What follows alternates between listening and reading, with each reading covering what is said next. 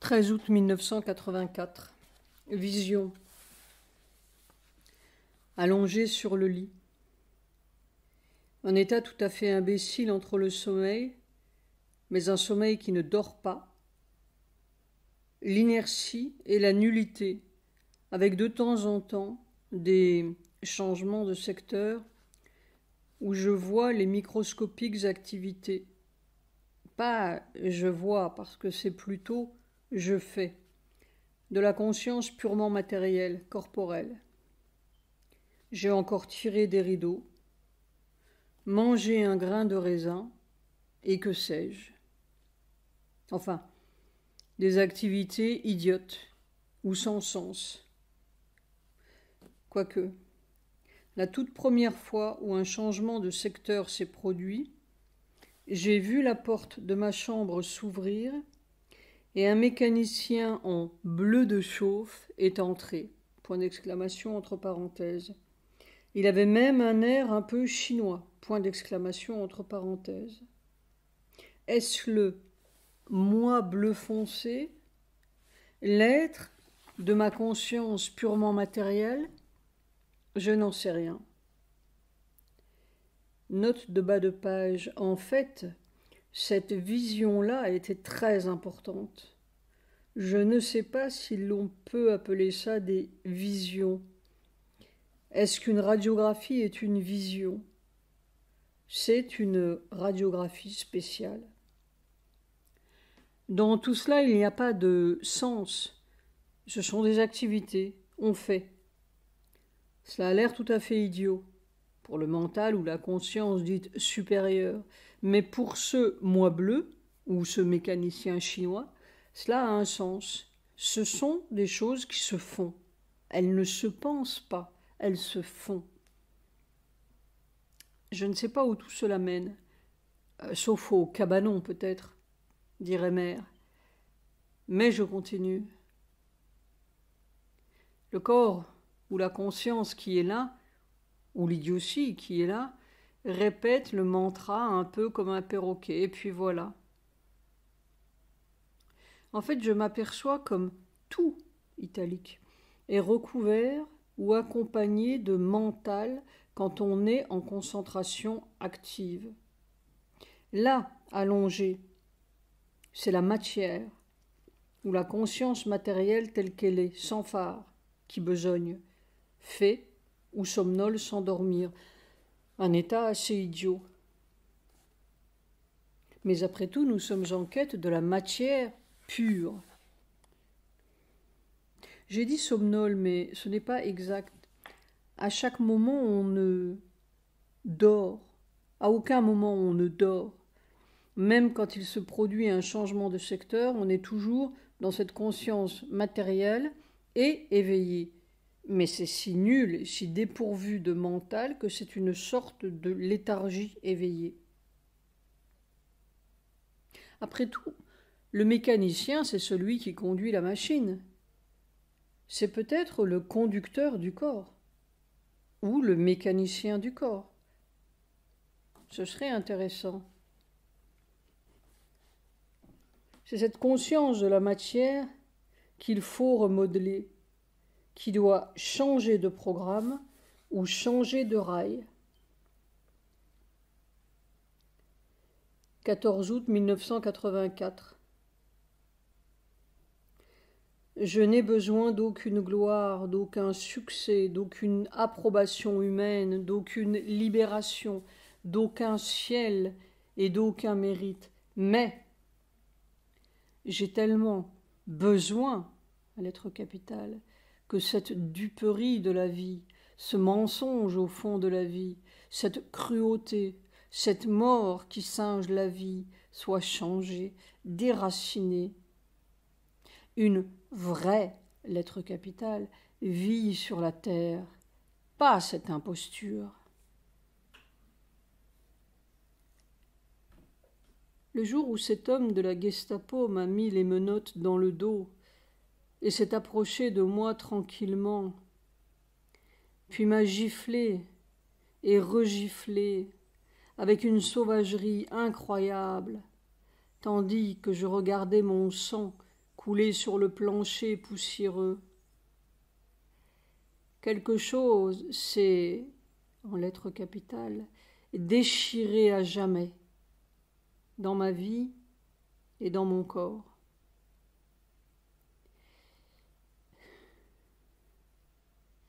J'étais comme un enfant sidéré qu'on viole.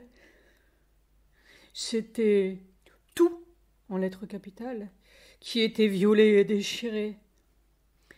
Une espèce de « ce n'est pas vrai » dément. Alors, à 60 ans encore, et depuis ce jour-là, je suis en quête du « c'est vrai ». Un « c'est vrai » qui guérira à jamais mon corps et ma vie et mon cœur. Ce sont ces larmes de sang qui n'ont pas fini de saigner en moi. C'est ça qui crie, vous comprenez? On peut dire que ce jour-là, je suis né à la mort. L'homme était détruit. Ça, c'était avant la descente dans la cave. Après, je n'ai plus jamais été un vivant. J'ai fait semblant. J'ai tout essayé, mais je n'ai plus jamais été un vivant. Alors, je sais ce que Sri Aurobindo veut dire et ce que mère veut dire.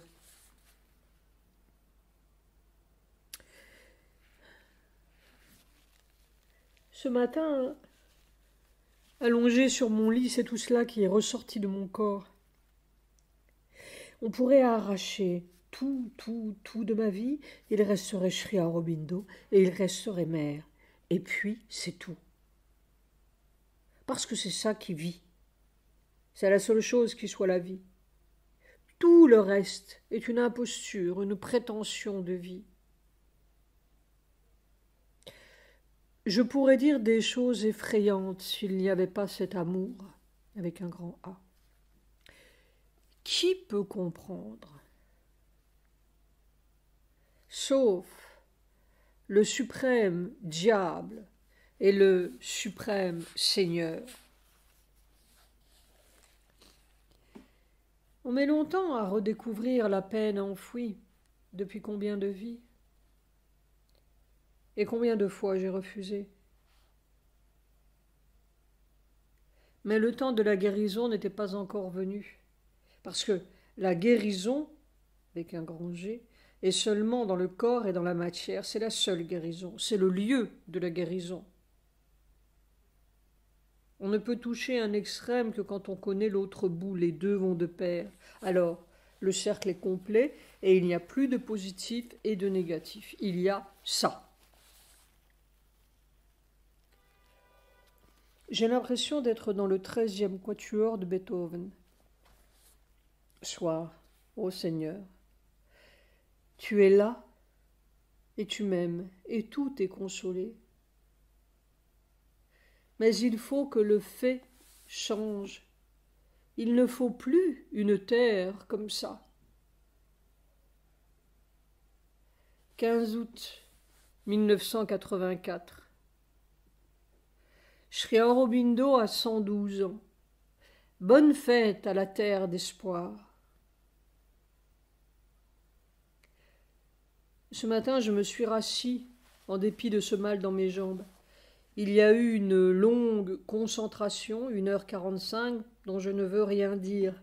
Mais vers la fin, il s'est produit un changement de secteur et j'ai entendu distinctement ces mots en français. La tombe ensoleillée. Comme quand on ouvre une porte par hasard et quelqu'un est en train de parler, on entend un bout de phrase. Il y avait quelque chose avant et quelque chose après, mais pendant la seconde où la porte s'est ouverte, j'ai entendu clairement et bizarrement la tombe ensoleillée. C'est tout.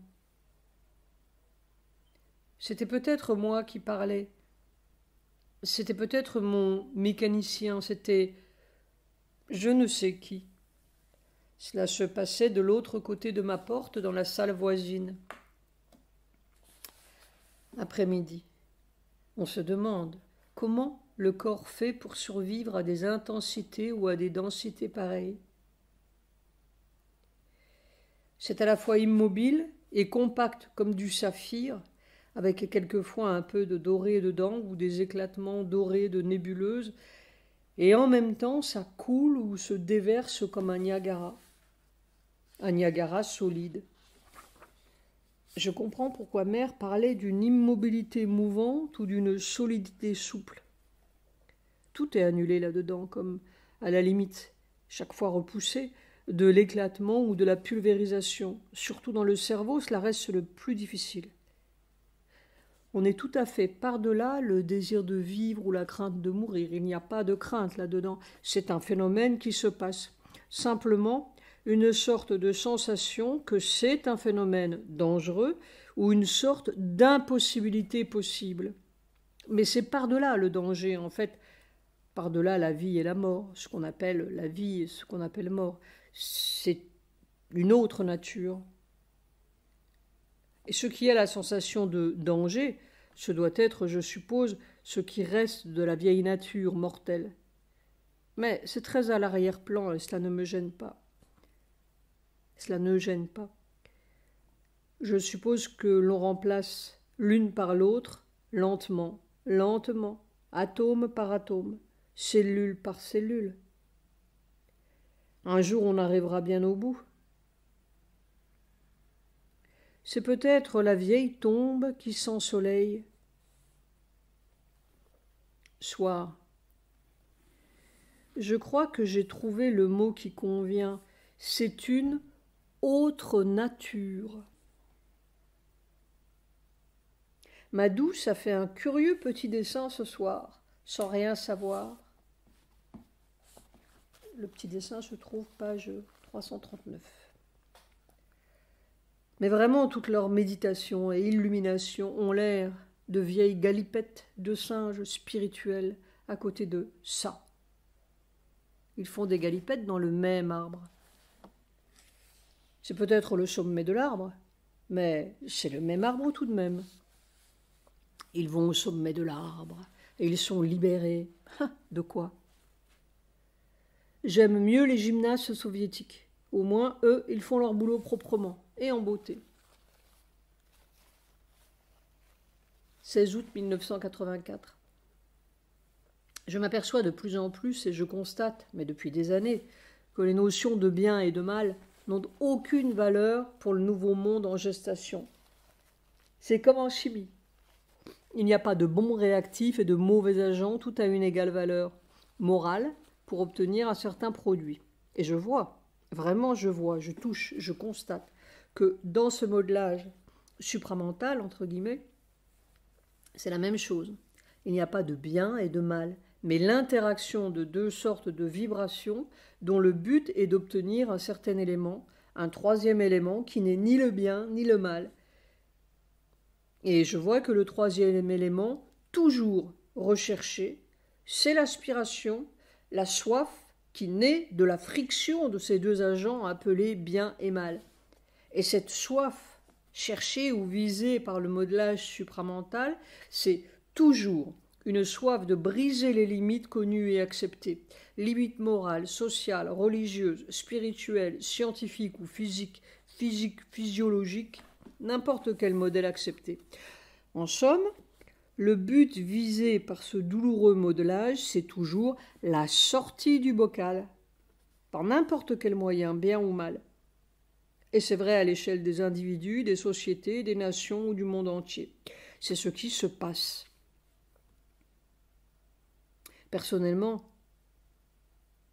je vois que même la Gestapo peut être un très bon élément ou un très bon réactif pour obtenir le résultat voulu.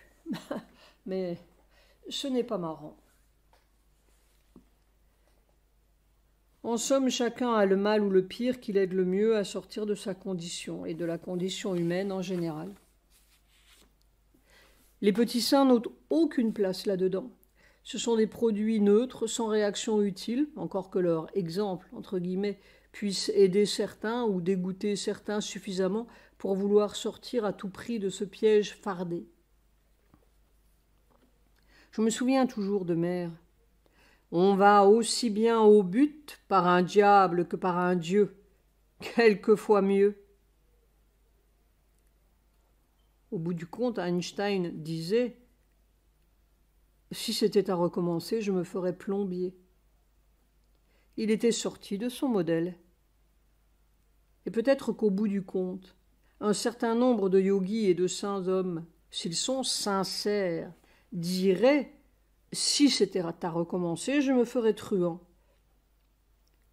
C'est le commencement de la porte de sortie. Le bien et le mal ne sont ni à accepter ni à rejeter. C'est leur friction qui est nécessaire, ou leur interaction pour obtenir le troisième élément voulu. Si l'on se prive de son pire ennemi, on se prive de son meilleur levier, jusqu'au moment où tout devient rond, sans positif ni négatif. C'est presque une question mécanique. Il faut trouver l'élément force qui vous aide à sauter par-dessus le barrage. Voilà tout, quel que soit le barrage. Et tout est un barrage. Il faut arriver à l'intensité voulue. Les règles du jeu terrestre sont difficiles et très immorales. C'est de la mécanique évolutive, comme l'asphyxie du poisson. Après-midi. Une étrange immobilité dans le corps et dans la conscience matérielle, comme si tout était figé dans une densité. Un peu comme dans les canyons. C'est si immobile que l'on ne sait plus très bien où l'on est physiquement. 17 août 1984. Je suis au bout de tout. C'est de la mécanique évolutive, je suppose.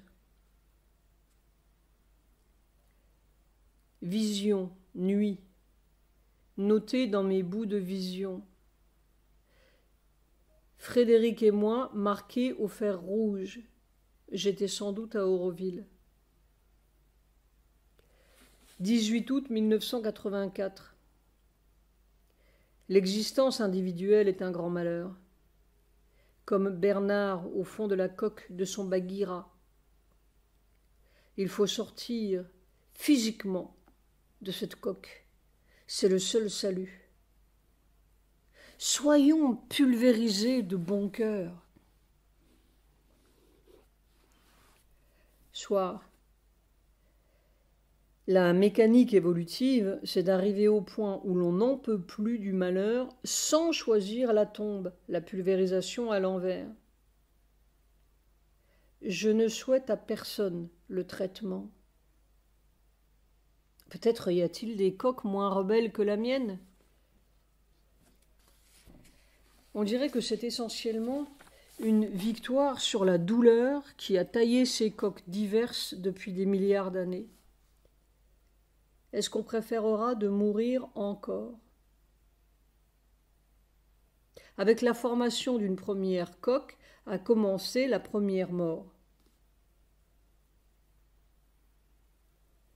19 août 1984, c'est tout à fait désespérant.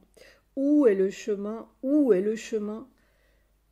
On dit « débattez-vous et asphyxiez », on dit « il n'y a pas de chemin », on dit « priez, priez jusqu'à ce que vous arriviez au point d'intensité voulu », on dit « il n'y a rien à faire, tout ce qu'il veut faire, c'est le vieux poisson qui veut faire », on dit « il y a la grâce, seule la grâce peut », et alors on reste les bras ballants, le cœur brûlant, et puis,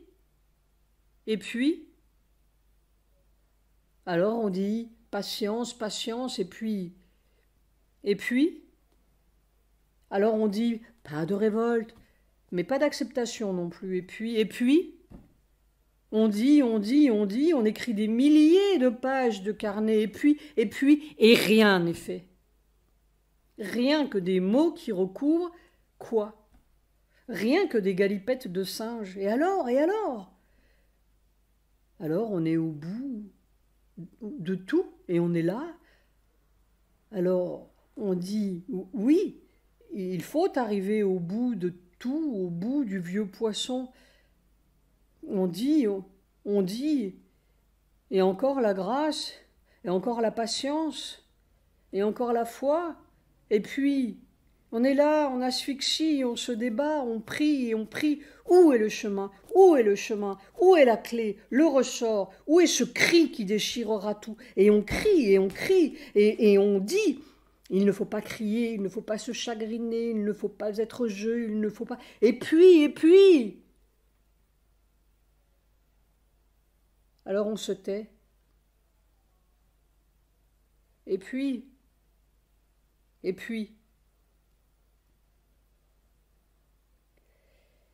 J'ai dû de nouveau rester allongé tant j'avais mal dans les épaules et dans les jambes. Et alors, on est devant une impuissance si totale. C'est comme un bout de tout, et ce bout continue et on ne sait rien, sauf que le temps passe. Le temps passe. Alors on dit la grâce, la grâce. On sait tout ce que l'on peut savoir et on ne sait rien. On fait tout ce que l'on peut et on ne peut rien. On est allé jusqu'au fond de tous les trous possibles et c'est sans fond ni fin. Je suis resté allongé toute la matinée et j'ai tout aussi mal dans les épaules. Alors on se dit assis, allongé, assis, allongé. C'est comme cela, c'est symbolique de tout le reste. Rien ne vaut rien. Où est le chemin? Où est le chemin? Et pourtant, si c'était à recommencer, je ne me ferais ni truand ni plombier, je recommencerais la même chose, parce que je ne vois pas d'autre chemin que cet impossible chemin. Soir. Il y a quelque chose qui répète en moi presque sans arrêt « Ô Seigneur, comme quelqu'un qui est en train de mourir. Même le mantra ne jaillit pas, seulement ce « Ô Seigneur, qui est comme dans la profondeur profonde, comme la dernière vibration de l'être, sont tout ce qui reste. Je ne comprends plus la vie, sauf dans sa mécanique.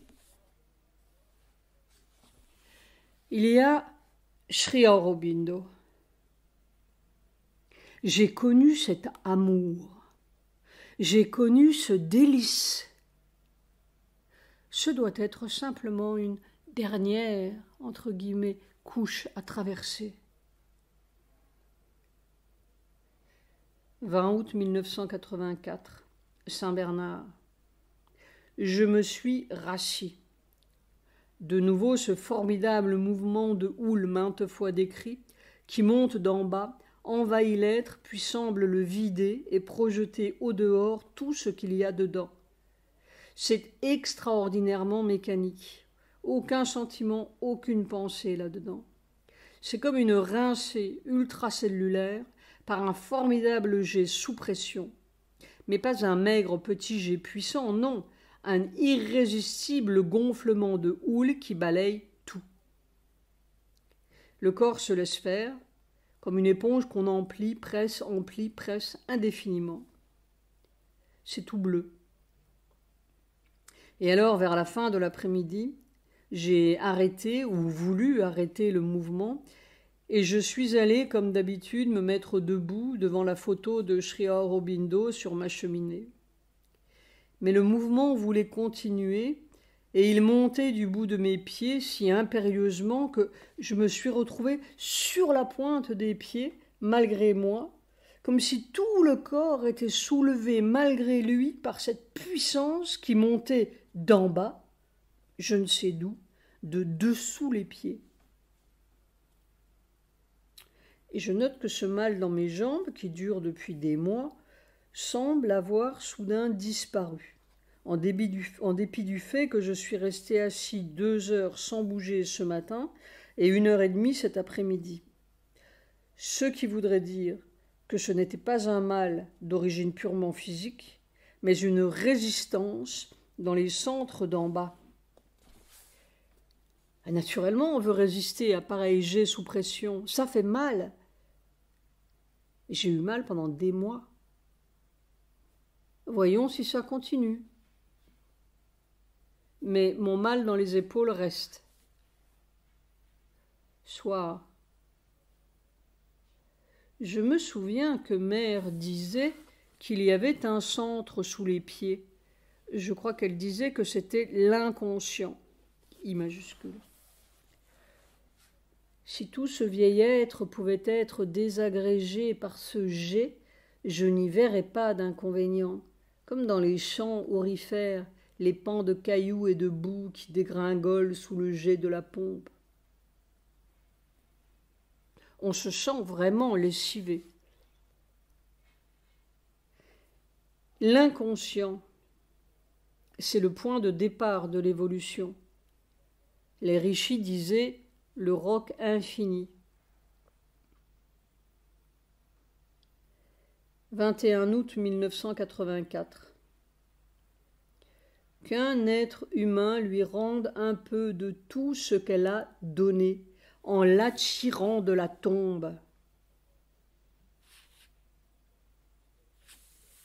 Que pour une fois, ce soit l'être humain qui sauve le divin crucifié et enseveli. Soit, c'est en allant à l'origine de la vie dans la matière, là où la vie commence à s'accrocher, à accrocher ces millions de petites fibres, que l'on peut changer la vie, la base de la vie. J'étais là, à cette origine-là, toute la journée, quand cet après-midi, cette prière a jailli de mon corps, pourrait-on dire. C'est comme une conversion de cette vie, son propre cri pour être changé, comme ce jour où cette agonie s'est changée en puissance de succion de la vie nouvelle. Peut-être faut-il répéter l'opération beaucoup de fois. C'est curieux, le corps oublie les choses. Note de bas de page, ce n'est pas qu'il oublie, mais un bain n'est réel pour lui qu'au moment où il le prend, et quand c'est fini, c'est fini. Puis il les redécouvre et c'est chaque fois nouveau, comme une première fois. C'est comme si le corps avait oublié la tombe de mère, puis il la redécouvre, et il se redécouvre en train de creuser là-dedans, comme pour la rejoindre. C'est à cette frontière de la vie et de la matière que s'est formée la première tombe. Alors le corps, tout naturellement, entre guillemets, retrouve la tombe de mère. Pour le corps, il n'y a pas de « moi », c'est tout un. C'est curieux, hier soir, Sujata a fait un petit dessin qui ressemble étrangement à ce que le corps sentait faisait aujourd'hui. 22 août 1984. De la matière triturée presque sauvagement et tout à fait mécaniquement par cette espèce de torrent bleu qui monte d'en bas. On a l'impression d'être comme une conduite forcée et que toute la tuyauterie du corps est trop étroite pour laisser passer cette espèce de courant sauvage sous pression. Ça monte par vagues ou par poussées ou par pulsations très régulières et ça n'en finit pas. Il n'y a pas de théologie là-dedans, ni de sentiment. On est pris là-dedans comme dans un typhon. C'est une espèce de phénomène de la nature. On est lessivé. On aurait presque envie de s'évanouir pour laisser le phénomène continuer tout seul. Je ne sais pas ce que ça lessive, mais c'est une formidable lessive. Oh! Et ça monte par les jambes, ça vient de tout en dessous, j'ai mal d'ailleurs, mais tout le corps est moulu. Si je n'avais pas une vieille habitude et une sorte de foi absolue dans le corps, ce n'est pas une foi, c'est Sri Aurobindo, c'est mère, c'est comme cela. Ce serait tout à fait affolant.